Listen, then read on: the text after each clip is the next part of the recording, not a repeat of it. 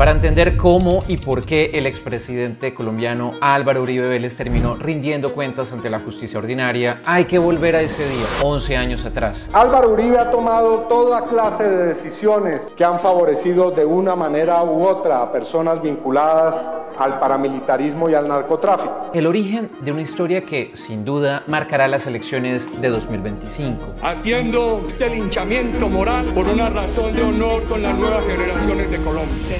Año 2014. Para ubicar el contexto, ese fue el año en que murió en México el Nobel colombiano Gabriel García Márquez. La selección Colombia tuvo una histórica participación en el Mundial de Fútbol en Brasil. Películas como Interestelar fueron estrenadas. Se produjo una misteriosa desaparición de un avión de Malaysia Airlines con 239 personas a bordo. Malala recibió el Premio Nobel de la Paz y África enfrentaba un aterrador brote de ébola que se expandió rápidamente por varios países de ese continente. Pero también fue el año en que el exministro de Agricultura Andrés Felipe Arias, a quien muchos consideraban el heredero político de Álvaro Uribe, fue condenado a 17 años de cárcel por la Corte Suprema de Justicia. Se le halló responsable de los delitos de peculado y celebración indebida de contratos en la ejecución del programa Agro Ingreso Seguro. Bogotá, por su parte, vivía un panorama convulsionado tras la destitución del alcalde Gustavo Petro, ordenada por el procurador conservador Alejandro Ordóñez, en el marco de una polémica reforma al sistema de recolección de basuras. Petro alegó persecución política y 4 meses después fue restituido por orden del presidente Juan Manuel Santos en cumplimiento de un fallo judicial. Ese mismo año, Santos, contra todo pronóstico, venció al uribismo en segunda vuelta y fue reelegido con la promesa de concretar un acuerdo de paz con las FARC, que más adelante sería duramente atacado el uribismo y que llevaría a un candidato suyo a la presidencia.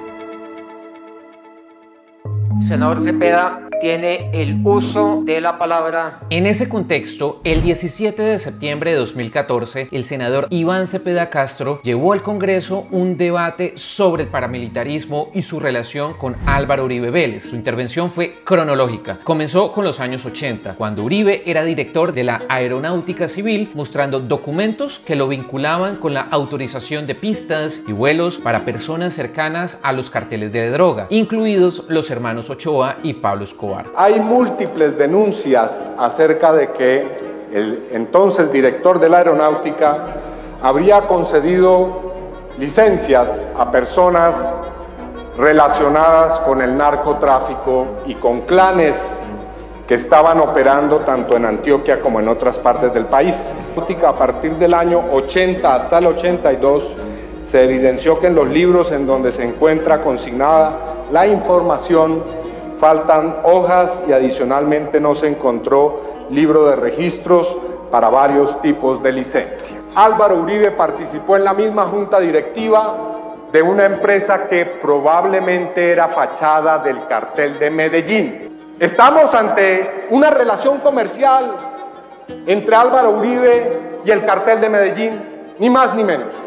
Cepeda repasó también la trayectoria de Uribe por la alcaldía de Medellín, el Senado, la gobernación de Antioquia y sus 2 presidencias. En cada etapa señaló cómo habría facilitado o tolerado alianzas con narcotraficantes y jefes paramilitares, muchos de los cuales terminaron extraditados o condenados por violaciones a los derechos humanos. Afirmó que los paramilitares apoyaron la campaña presidencial de Uribe en 2002 y que sus políticas de seguridad consolidaron su poder en varias regiones del país. Aunque reconoció que existían denuncias e indagaciones, la justicia aún no había esclarecido el papel de Uribe en el auge del paramilitarismo. Por eso pidió una investigación de fondo. Que yo no hice política con Jairo Ortega ni con Pablo Escobar.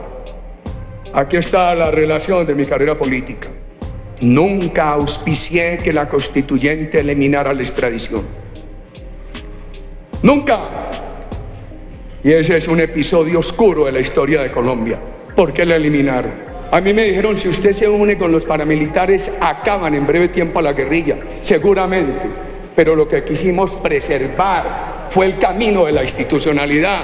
Y por eso combatimos por igual a los paramilitares y a la guerrilla. Uribe respondió con una denuncia ante la Corte Suprema en contra de Cepeda, acusándolo de manipulación de testigos. Afirmaba que el senador estaba ofreciendo beneficios a exparamilitares presos para que declararan falsamente en su contra.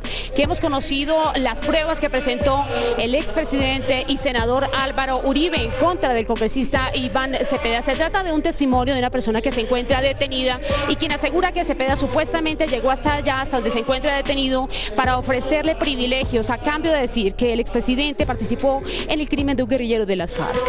Pero poco a poco las fichas comenzaron a moverse y ahí ocurrió el punto de giro. Tras investigar durante 6 años, la Sala de Instrucción de la Corte Suprema no solo archivó la investigación en contra de Cepeda, sino que decidió abrir una investigación formal contra Uribe. El 16 de febrero de 2018 concluyó que no había pruebas contra el senador, pero sí indicios de que Uribe o personas de su círculo cercano habrían manipulado testigos para incriminarlo. Entre el 2017 y 2018, el abogado Diego Cadena, quien se presentaba como apoderado de Uribe, visitó varias cárceles para contactar ex paramilitares. La fiscalía sostiene que su objetivo era ofrecer beneficios y dinero y asesorías jurídicas a cambio de testimonios a favor de Uribe y en contra de Cepeda. Uno de los casos clave fue el de Juan Guillermo Monsalve, quien grabó en secreto una conversación el 22 de febrero de 2018 con Cadena, en la que este último le hablaba de beneficios y le entregaba un borrador de una carta de retractación. Otro ex paramilitar, Carlos Enrique Vélez, declaró que Cadena le pagó para que cambiara su testimonio. De esos pagos hay soportes documentales. Más tarde se reveló que Monsalve es hijo del mayordomo de la hacienda Guacharac, propiedad de la familia Uribe en San Roque, Antioquia. Además, perteneció al Bloque Metro. Esta conexión hizo más relevante el hecho de que Cadena lo buscara con insistencia. En octubre de 2019 ocurrió lo impensable. Uribe fue llamado a indagatoria por la Corte Suprema y el 4 de agosto de 2020 se produjo un terremoto político. La Corte le impuso medida de aseguramiento con detención domiciliaria. La Corte argumentó que existía riesgo de obstrucción a la justicia. En ese momento, Uribe era senador y líder del partido de gobierno. Esa noche, el mismo presidente Iván Duque hizo una locución en defensa de su mentor político.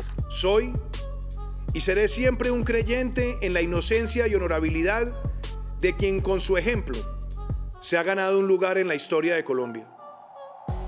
Como presidente, hago un llamado a la reflexión.